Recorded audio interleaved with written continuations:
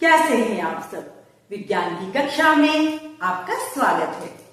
बच्चों, आज हम जानेंगे अपवर्तन या रिफ्रैक्शन के बारे में।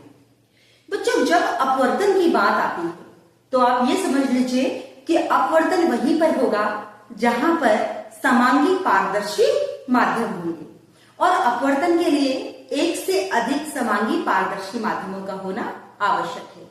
अब हम देख लेते हैं कि हमारे आसपास कौन कौन से समांगी पारदर्शी माध्यम हैं। तो जनरली जब हम माध्यमों की बात करते हैं तो ठोस, द्रव, गैस, इस तरीके से हम देखते हैं। तो अगर हम ठोस के बारे में बात करें तो हमारे आसपास अगर कोई समांगी पारदर्शी माध्यम हमें दिखता है तो जनरली कांच दिखता है, जैसे खिड़की के शीशे हुए, कांच हुआ, इसी तरीके से बर्तन हुए कांच के, ये सारे समांगी पारदर्शी माध्यम में आ जाएंगे। अगर हम लिक्विड या द्रव की बात करें तो जो जल, पानी होता है वो समांगी पारदर्शी माध्यम है और वायु जिसमें हम रहते हैं वो भी समांगी पारदर्शी माध्यम है। ठीक है, अब सबसे पहले हम जान लेते हैं अपवर्तन की प्रक्रिया को। बच्चों, क्या होता है, अपवर्तन जब होता है तो जो प्रकाश की किरण होती है वो किसी एक पारदर्शी माध्यम से चलती है और किसी दूसरे पारदर्शी माध्यम में प्रवेश करती है। ठीक है, अब चूंकि हमने अभी तक जाना है कि जो प्रकाश की किरण होती है वो बिल्कुल सीधी रेखा में गति करती है, बिल्कुल करती है, लेकिन जब अपवर्तन होगा वहां पर ये जो प्रकाश की किरण है ये ऐसे ना जाकर हल्की सी टेढ़ी हो जाएगी। कैसे हो जाएगी?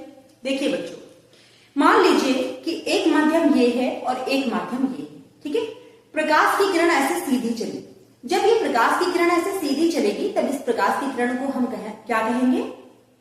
आपतित किरण। ठीक है, आपतित किरण, इस बिंदु को हम कहेंगे आपतन बिंदु।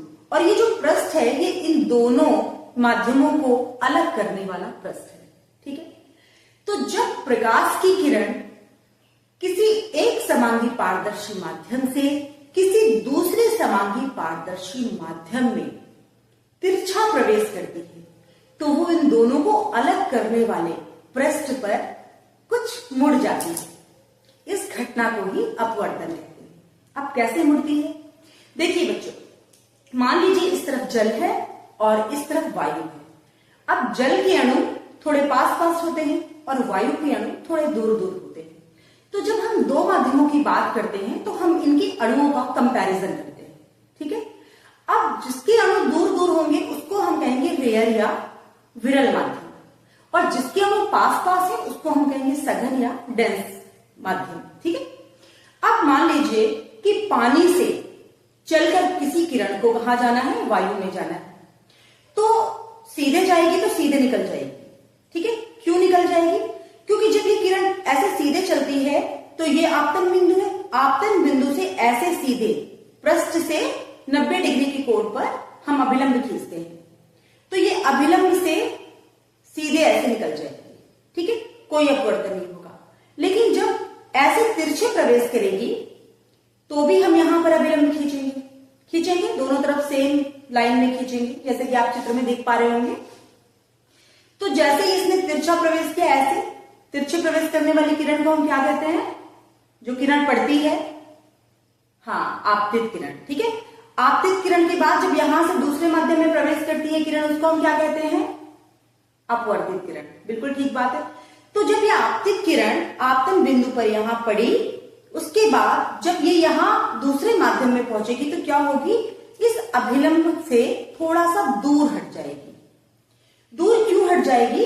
क्योंकि ये है विरल माध्यम, इसमें अणु दूर दूर है, हल्का माध्यम है, और ये क्या है? भारी माध्यम है, इसमें अणु पास पास है। तो आप ऐसे भी समझ सकते हैं कि जब भारी माध्यम से हल्के माध्यम में प्रवेश करती है किरण तो वो अभिलंब से दूर हट जाती है। लेकिन वहीं पर जब हल्के माध्यम से भारी माध्यम में प्रवेश करती है कोई किरण, तिरछा प्रवेश करती है, तो वो अभिलंब की ओर झुक जाती है, जैसे कि हम देख पा रहे होंगे। और आप समझ लीजिए हल्का माध्यम जो है वो विरल माध्यम है और जो भारी माध्यम है वो सघन माध्यम है। अब एक बार हम फिर से इसकी परिभाषा देख लेते हैं। जब कोई प्रकाश की किरण किसी एक समांगी पारदर्शी माध्यम से किसी दूसरे समांगी पारदर्शी माध्यम में तिरछा प्रवेश करती है तो वो उन दोनों को अलग करने वाले पृष्ठ पर थोड़ा सा मुड़ जाती है। इस घटना को हम प्रकाश का अपवर्तन कहते हैं। ठीक है बच्चों, अब आने वाली कक्षा में हम जानेंगे कि प्रकृति में या हमारे आसपास कई घटनाएं ऐसी घटित होती हैं जिसमें ये अपवर्तन ही जिसके लिए जिम्मेदार होता है। वे घटनाएं कौन कौन सी होती हैं, इसके बारे में हम जानेंगे अगली कक्षा में। तब तक पढ़ते रहिए, स्वस्थ रहिए, सुरक्षित रहिए। Bye bye.